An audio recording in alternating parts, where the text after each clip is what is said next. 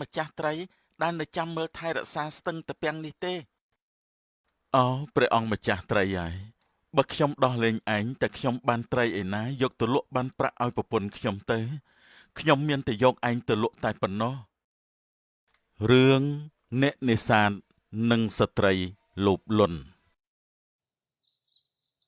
នៅក្នុងភូមិមួយមានប្តីប្រពន្ធក្រីក្រពីរនាក់រស់នៅក្នុងខ្ទមតូចមួយប្តីមានឈ្មោះថាសុកនិងប្រពន្ធមានឈ្មោះថាមុនីរ័ន្ត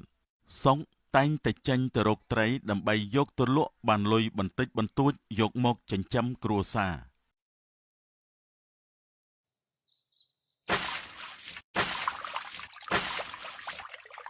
ហើយ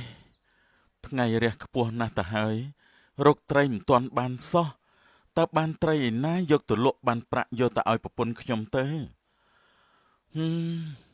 ជីវិតខ្ញុំហើយកំសត់អីក៏កំសត់យ៉ាងនេះដោយការនឿយហត់អស់កម្លាំងខ្លាំងពេកសុកក៏សម្រេចចិត្តត្រឡប់មកផ្ទះវិញដោយមិនបានត្រី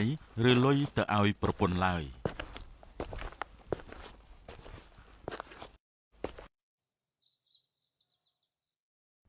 ណែបងអាណាលុយលក់ត្រីថ្ងៃនេះបងរកលុយមិនបានទៀតហើយមែនទេមែនហើយអូនថ្ងៃនេះបងរកត្រីមិនបានយកទៅលក់ទេស្លាប់ហើយត្រីសម្រាប់ធ្វើម្ហូបក៏គ្មានណែលែម្សៅនឹងក៏អស់តើបានប្រាក់ឯណាទិញអើយខ្ញុំថាបងណាគួរតែបដូរមុខរបរផ្សេងទៅក្រែងមានវាសនាបានផ្ទះធំទំនំខ្ពស់នឹងគេមើលផ្ទះអ្នកជិតខាងរបស់យើងណោះអូយគេណាមានផ្ទះធំធំមានឡានជិះអស់ហើយបងល្មមចេះខ្មាស់គេខ្លះហើយឬក៏បងចង់រស់នៅក្នុងខ្ទមបែបនេះរហូតអស់មួយជីវិតទៅបានជាបងនេះមិនខំស្វះស្វែងរកប្រាក់ឲ្យបានច្រើនមកឲ្យខ្ញុំរាល់ថ្ងៃនេះបងខិតខំរកត្រីណាស់ឈឺល្មមអីបងមិនហ៊ានឈប់សម្រាកនោះទេព្រោះខ្លាចក្រអ្នកចិត្តខាងគេមើងងាយប៉ុន្តែ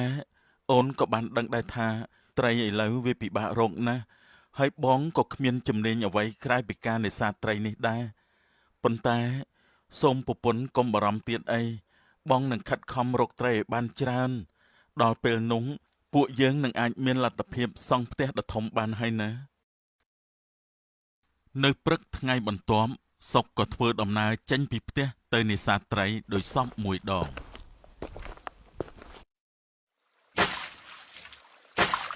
អាយ៉ាត្រីចូលហើយ